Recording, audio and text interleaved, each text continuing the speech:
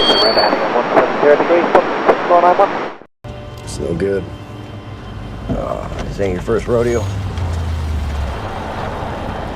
Where'd you bank? More money.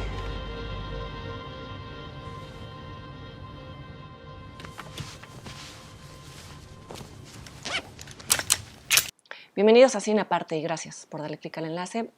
En estas últimas semanas he estado comentando películas nominadas al Oscar, sobre todo la categoría de Mejor Película. Toca el turno ahora de comentar Hell or High Water, en español Enemigo de Todos, una película del director escocés David Mackenzie.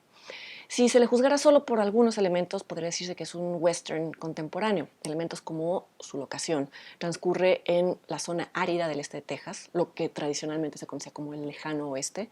Sus protagonistas son dos hermanos que asaltan bancos a mano armada y sus antagonistas, los antagonistas de estos hermanos, son dos Texas Rangers. Los Texas Rangers son una división especial de la policía de Texas que se creó durante la independencia de Texas. Ahí hay una alusión más al western. Además, estos dos policías, de ellos dos, uno es un hombre blanco y el otro es mitad mexicano y mitad indioamericano, es decir, más alusiones al western.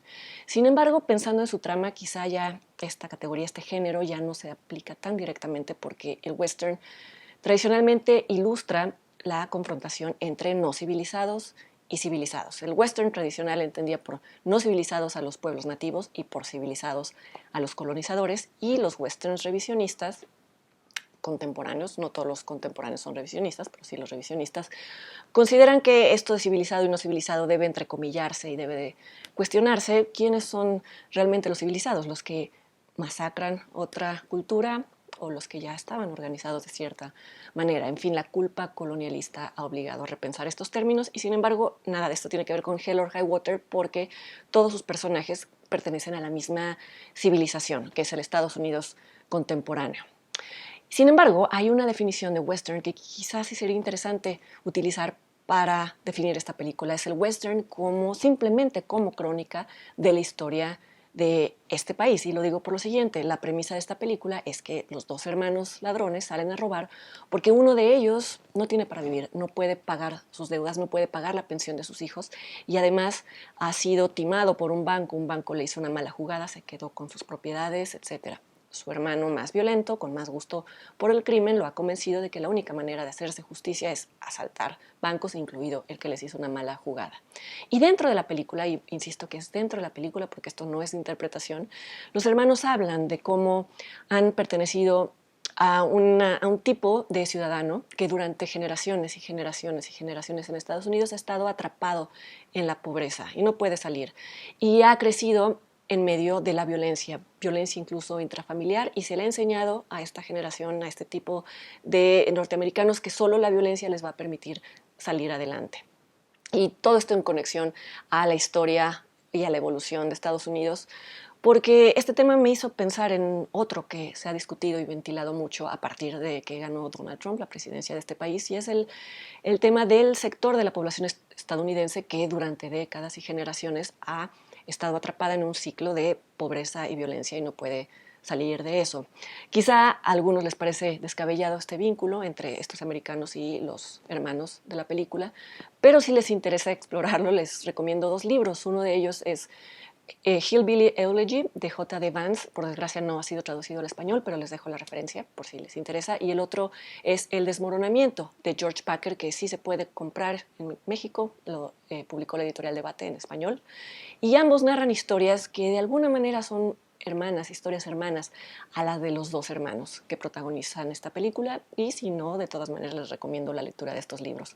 Volviendo al tema de la película, me parece además interesante el ángulo desde el cual narra este conflicto, y es el ángulo neutro. No toma postura, no juzga a sus personajes.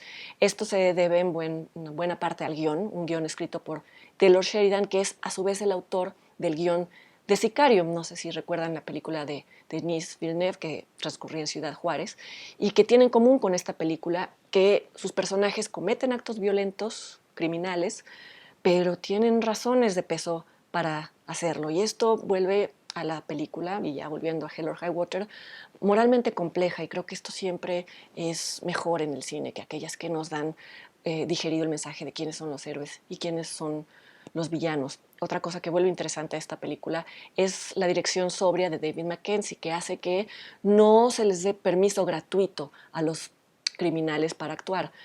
Pienso en películas clásicas como Bonnie and Clyde de Arthur Penn, en donde los criminales no tenían razones para robar bancos, pero eran atractivos y por lo tanto había una identificación inmediata por parte del público.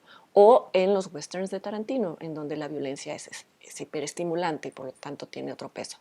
En esta película la violencia tiene un peso real, no es divertida, y no es trivial, y eso hace que uno como espectador vacile entre estar del lado de uno u otro personaje, y esto es mucho más retador, es mucho más estimulante, creo. Decía hace una semana que la mayoría de las películas que suelen estar nominadas a los Oscar normalmente son didácticas y son moralinas, aunque se presenten a sí mismas como transgresoras. Creo que de las películas nominadas este año, esta y Manchester junto al mar evitan eso, son las más complejas y son las más incómodas, no son las más espectaculares, tienen un tono contenido, pero plantean dilemas menos fáciles de solucionar y solo por eso celebro que esté nominada a Mejor Película, a Mejor Guión, y esta es creo que la nominación más merecida. También la nominación a Jeff Bridges como Mejor Actor de Reparto, también está nominada como Mejor Edición. No está nominado Ben Foster, el actor estadounidense que hace aquí una gran interpretación como el hermano violento. Así que hay varias razones para ver esta película. Ojalá lo hagan, ojalá les guste y yo los espero aquí la semana que entra en otra entrega de Cine Aparte. Hasta luego.